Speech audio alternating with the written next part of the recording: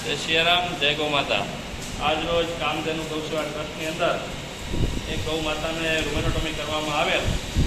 એની અંદર આપ જોઈ શકો છો આ પ્લાસ્ટિક કેટલા પ્રમાણની અંદર છે કે જે